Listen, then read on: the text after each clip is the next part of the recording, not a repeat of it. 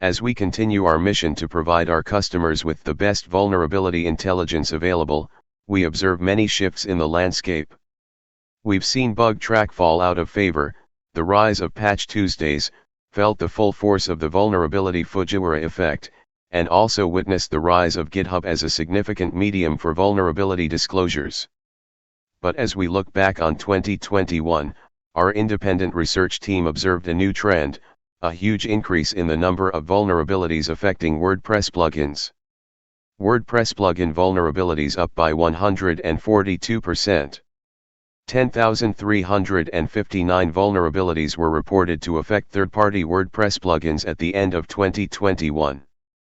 Of those, 2,240 vulnerabilities were disclosed last year, which is a 142% increase compared to 2020.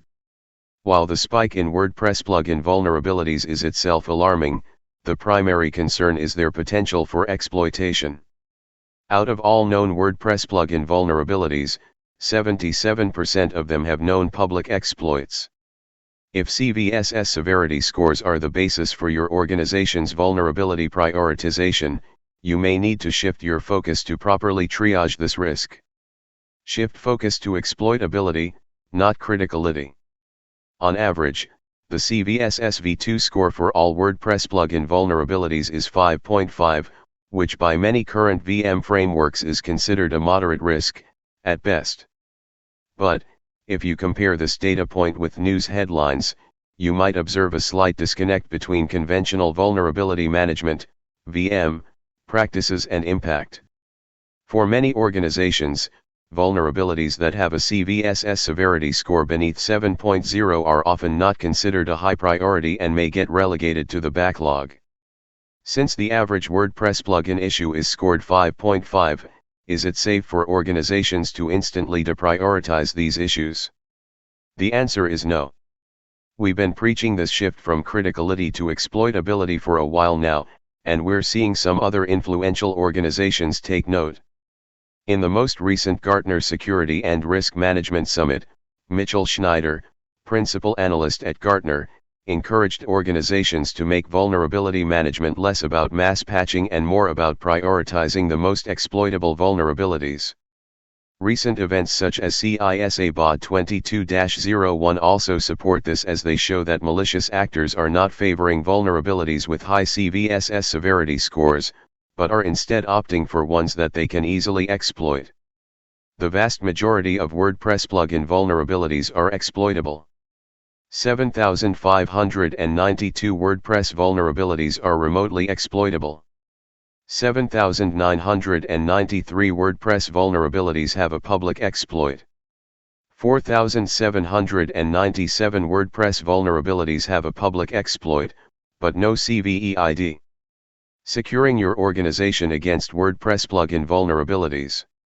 Because of factors like exploitability and attacker location, WordPress plugin issues can pose a significant threat to organizations deploying at-risk assets, even if they may not appear highly critical at first glance. In addition, WordPress plugin vulnerabilities may be especially dangerous for organizations relying on CVE/NVD, since they will be unaware of 60% of issues with known public exploits. This intelligence gap is made even worse when considering the state of the WordPress plugin ecosystem. There are over 58,000 free plugins for download, with tens of thousands more available for purchase. Unfortunately, few of them are designed with security in mind, so one vulnerability could potentially affect millions of users. It will likely be a difficult undertaking for organizations to identify which of their plugins have a public exploit. While there are several companies that specialize in WordPress security that maintain their own curated plugin vulnerability databases, they still do not offer the same breadth or depth of WordPress vulnerability information that we do. Adopting a risk-based approach. To fully understand the impact of these vulnerabilities, organizations will need to adopt a risk-based approach. Although some WordPress plugins claim to have over 500,000 installs, it doesn't necessarily mean that all enterprises use them. Security teams will need to have knowledge of their assets, comprehensive vulnerability intelligence for all known issues, and detailed metadata, that allows them to examine factors like exploitability, to then contextualize the risk it poses to their environment. Security professionals should start with vulnerabilities that are remotely exploitable, have a public exploit, and have a known solution. And if WordPress plugin issues affect important assets, these vulnerabilities should be triaged first.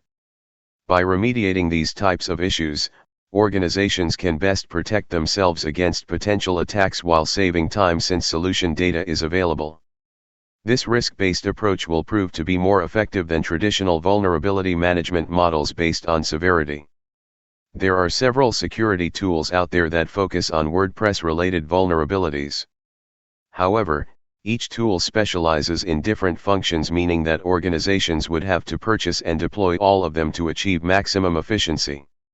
Instead, organizations are better off relying on a comprehensive, detailed, and timely source of vulnerability intelligence that covers all known issues in IT, OT, IoT, and third-party libraries and dependencies.